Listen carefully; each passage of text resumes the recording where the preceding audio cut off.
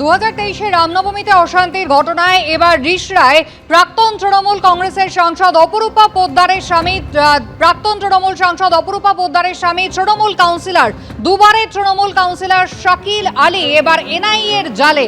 এনআইএর হাতে গ্রেফতার হয়ে গেলেন প্রাক্তন তৃণমূল সাংসদ অপরূপা পোদ্দারের স্বামী দুবারের তৃণমূল কাউন্সিলর শাকিল আলী। 2023 রামনবমীর অশান্তির ঘটনায় তাকে গ্রেফতার করলো এনআইএ। সরাসরি আপনাদের নিয়ে যাব রিষড়ায়। আমাদের প্রতিনিধি আবির দত্ত আমাদের সঙ্গে রয়েছেন। আবির, এখনো পর্যন্ত তল্লাশি জিজ্ঞাসাবাদ প্রক্রিয়া কি চলছে? নির্দিষ্ট করে কি অভিযোগ শাকিল আলীর বিরুদ্ধে?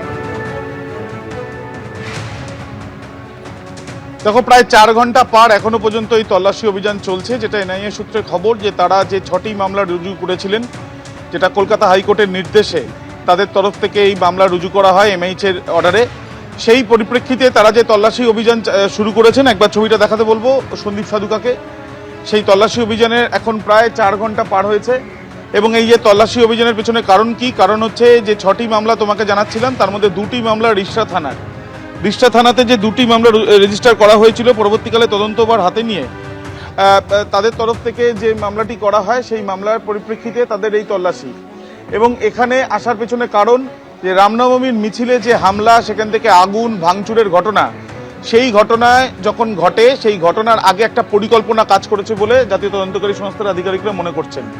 সেই পরিকল্পনার পেছনে কারা, একজন না একাধিক ব্যক্তি, সেটা নিশ্চিত হতে চান তারা। এর আগে পুলিশ 7 জনকে গ্রেপ্তার করেছিল। তাদের কাছ থেকে পাওয়া তথ্য, পুলিশেরই সিজ করা বেশ কিছু সিসি ক্যামেরা ফুটেজ, যে ফুটেজগুলো তারা পরবর্তীকালে ফরেন্সিক পরীক্ষা করিয়ে সেগুলো রিপোর্ট ইতিমধ্যে হাতে পেয়েছেন। তৃতীয়ত বেশ কিছু ভিডিও ফুটেজ যেগুলো ভাইরাল, স্থানীয় বাসিন্দাদের তোলা, সেগুলো খতিয়ে দেখে তারা জানতে পারেন বা দেখতে পান যে বেশ কিছু রাজনৈতিক ব্যক্তিত্বকে দেখা যাচ্ছে যে তারা সক্রিয়। ঠিক কোন সময়, যখন এই গন্ডগোল হয় বা অশান্তি হয়, তার আগে থেকে সক্রিয় ছিল অনেকেই। তাদের এই সক্রিয়তার পেছনে কারণ কি? এই পরিকল্পনার মধ্যেই কি তারা ছিলেন? সেই বিষয়গুলো নিশ্চিত হতে হবে বলেই তারা মনে করেন। এর আগে আদালতে যখন এই মামলার পরিপ্রেক্ষিতে সওয়াল জবাব চলে, তখনই এনআইএ তরফ থেকে ফার্দার ইনভেস্টিগেশন, অর্থাৎ পরবর্তীকালেও তারা তদন্ত চালিয়ে নিয়ে যেতে চান বলে তারা জানান। এবং সেই ক্ষেত্রে এই তদন্তে যে পারিপার্শ্বিক তথ্য প্রমাণ থেকে আরম্ভ করে যে কেস ডায়েরি পুলিশের ছিল, পরবর্তীকালে এনআইএ তরফ থেকে রেজিস্টার করা হয় কেস। এবং তারা এই তদন্ত করতে গিয়ে অপরূপা পোদ্দার, তৃণমূল কংগ্রেসের প্রাক্তন সাংসদ, তিনি আরামবাগের সাংসদ ছিলেন, তাকে জিজ্ঞাসাবাদ করা হয়েছে। এবং তার যে স্বামী, তিনিও এই বাড়িতেই থাকেন, যে সুবিশাল বাড়ির ছবি দেখাচ্ছে সন্দীপ সাধুকা, সেই বাড়িতেই তাকে জিজ্ঞাসাবাদ করা হচ্ছে। একতলাতে তাদেরকে জিজ্ঞাসাবাদ করা হচ্ছে এবং তার নিচে তাদের অফিস, সেখানেও যেমন সেন্ট্রাল ফোর্সের জওয়ানদের রাখা হয়েছে।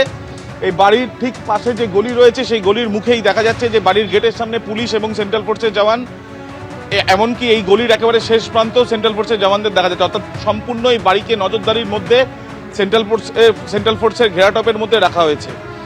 তাকে যে গ্রেপ্তার করা হয়েছে অপরূপা পোদ্দারের স্বামীকে, সেটা জানা যাচ্ছে এনআইএর উচ্চতর আধিকারিকরা জানাচ্ছেন। এবং সেই ক্ষেত্রে তাকে গ্রেপ্তার করার পেছনে উদ্দেশ্য সেটা হচ্ছে যে বেশ কিছু ভিডিও ফুটেজ এবং তার যে ইনভলভমেন্ট, সেটা মনে করছেন তদন্তকারীরা। শুধু কি তিনি নিজে, নাকি এই যে অশান্তির ঘটনা ঘটেছিল 2023 সালে এপ্রিল মাসে, যে ঘটনার পর আমরা দেখেছি যে উত্তেজনার পরিস্থিতি এমন দাঁড়ায় যে রেল চলাচল যেখানে হয় সেই জায়গা আশেপাশে যে 2টি ঘর, সেই ঘর সহ একাধিক জায়গাতে অগ্নিসংযোগ থেকে আরম্ভ করে ভাঙচুরের ঘটনা। তুমি যে কথা বলছো সেই 2 এপ্রিল 2023 এর ছবিটা একবার দর্শকদের দেখিয়ে দিই। রামনবমীতে অশান্তির ঘটনা, সেই অশান্তির দিন কি ঘটেছিল? রামনবমীতে যেদিন অশান্তি হয়েছিল 3টে জায়গা, হাওড়া, শিবপুর, হুগলি, রিষড়া এবং উত্তর দিনাজপুরের ডালখোলা, 3 জায়গায় অশান্তি। এবং সেই দিন রেল লাইনের ওপরে যেমন হামলা ভাঙচুরের ঘটনা ঘটেছিল, ইট বৃষ্টি, অগ্নিসংযোগের মতো ঘটনাও ঘটেছিল। আবির দত্ত আমাদের প্রতিনিধি সরাসরি রয়েছেন আমাদের সঙ্গে। আবির, যেমনটা তুমি বলছিলে যে 2023 এই অশান্তির ঘটনা, এবং যেখানে কলকাতা হাইকোর্টে আমরা দেখেছিলাম তৎকালীন অ্যাডভোকেট জেনারেলকেও প্রশ্নের মুখে পড়তে হয়েছিল যে কি কারণে পুলিশ ব্যর্থ হলো সেদিন এই অশান্তি নিয়ন্ত্রণ করতে। ঘটনায় তদন্তভার এনআইএর হাতে যায়। মোট 6টা মামলা দায়ের হয়েছিল। অস্ত্র আইনও কি সেখানে যোগ করা হয়েছিল? দেখো, যেটা এনআইএ সূত্রে খবর, যখন রেজিস্টার করা হয় এই কেস, অর্থাৎ 6টি আলাদাভাবে মামলা যখন তদন্ত শুরু করে এনআইএ, সেই ক্ষেত্রে এক্সপ্লোজিভ সাবস্টেন্স অ্যাক্টে কিন্তু মামলা রেজিস্টার করা হয়েছিল। এবং যাকে গ্রেপ্তার করা হয়েছে বলে জানা যাচ্ছে যে তার ইনভলভমেন্ট রয়েছে বলে মনে করছেন জাতীয় তদন্তকারী সংস্থার আধিকারিকেরা। এবং এই যে ইনভলভমেন্ট রয়েছে সেই ইনভলভমেন্টের পেছনে কারণ হচ্ছে যে তারা বেশ কিছু ভিডিও ফুটেজ পেয়েছেন যেগুলো থেকে তাদের সন্দেহ আরও বেশি ঘনীভূত হয়েছে।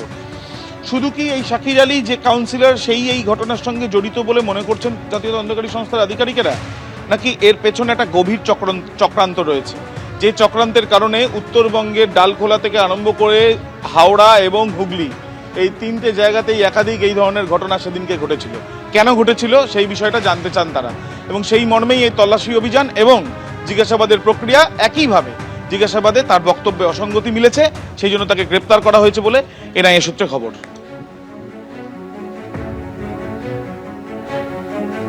এক্সক্লুসিভ সাবস্টেন্স অ্যাক্টে মামলা এনআইএর। হাওড়া হুগলি ডালখোলায় রামনবমী নিয়ে অশান্তি, রেশা থানায় দুটি মামলা। তদন্তভার হাতে নিয়ে আগুন ভাঙচুরের ঘটনার আগে পরিকল্পনার নেপথ্যে কারা? আগে পুলিশ 7 জনকে গ্রেপ্তার করে। গ্রেপ্তার প্রাক্তন তৃণমূল সাংসদের স্বামী, এনআইএর হাতে গ্রেপ্তার অপরূপা পোদ্দারের স্বামী, গ্রেপ্তার রিষ্টা পুরসভার 4 নম্বর ওয়ার্ডের কাউন্সিলর শাকির আলী। রিষ্টা পুরসভার দুবারের কাউন্সিলর শাকির আলী, যাকে রামনবমীতে অশান্তির ঘটনায় গ্রেপ্তার করেছে এনআইএ।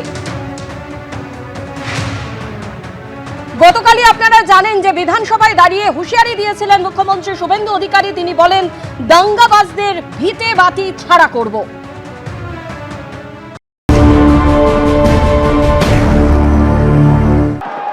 ভিটা মাটি ছাড়া করব, কোন দাঙ্গাবাজের স্থায়ী নেই। ভদ্রলোক যারা আছে তাদের উপরে প্রয়োগ হবে না। শুনে রাখুন, যা হয়ে গেছে অতীত, আর কিছু করতে দেব না। যদি করে এই আইনের কঠিন এবং কঠোর প্রয়োগ হবে। আর যে যার পাস রেকর্ড খারাপ থাকবে, যে দলেরই হোক, যে নেতাই হোক, 1 বছর প্রিভেন্টিং অ্যারেস্ট থাকবে। সুদ আদায় করব, 3 গুণ টাকা আদায় করব, ভিটা মাটি বেচে আদায় করব। শুধু জেল খাটাবো না, স্থাবর অস্থাবর সব প্রপার্টি অ্যাটাচমেন্ট করব, খুব দ্রুত অকশন করব, আদায় করব।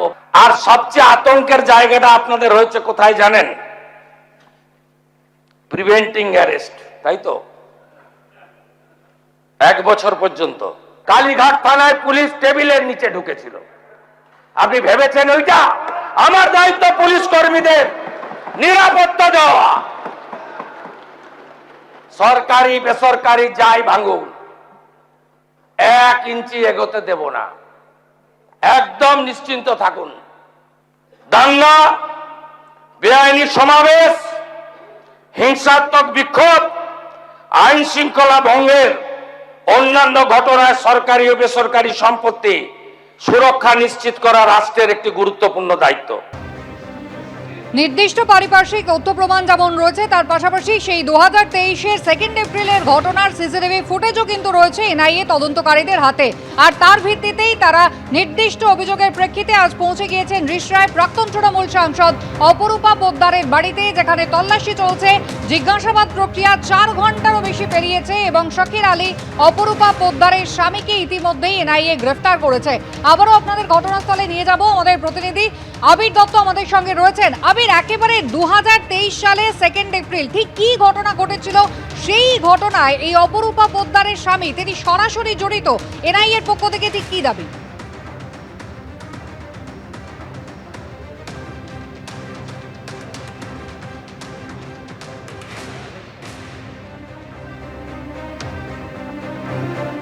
কথা বলার চেষ্টা করছি আমাদের প্রতিনিধি আবির দত্তর সঙ্গে। 2023-এর সেই 2 এপ্রিলের ঘটনা, যেখানে 3 জায়গায় অশান্তি হয়েছিল। উত্তর দিনাজপুরের ডালখোলা, হাওড়ার শিবপুর এবং হুগলির রিষড়া, যেখানে ইট বৃষ্টি হয়, ভাঙচুর হয়, এমনকি রেল লাইনের ওপরে সেখানেও ভাঙচুর হয়, অগ্নিসংযোগের মতো ঘটনাও ঘটে।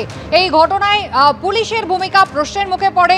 তদন্তের দাবি করেছিলেন তৎকালীন বিরোধী দলনেতা শুভেন্দু অধিকারী। কলকাতা হাইকোর্টে রীতিমতো প্রশ্নের মুখে পড়তে হয়েছিল অ্যাডভোকেট জেনারেলকে তৎকালীন, এবং সেই ঘটনায় এনআইএ সিবিআই তদন্তের দাবি করেছিলেন শুভেন্দু অধিকারী। এনআইএ তদন্তভার নেয়, যেখানে বিস্ফোরক আইনেও কিন্তু মামলা রুজু হয়েছে।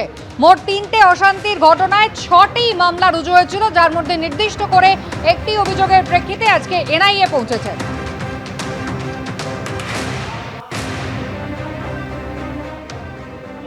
এবিপি আনন্দ, এগিয়ে থাকে, এগিয়ে রাখে।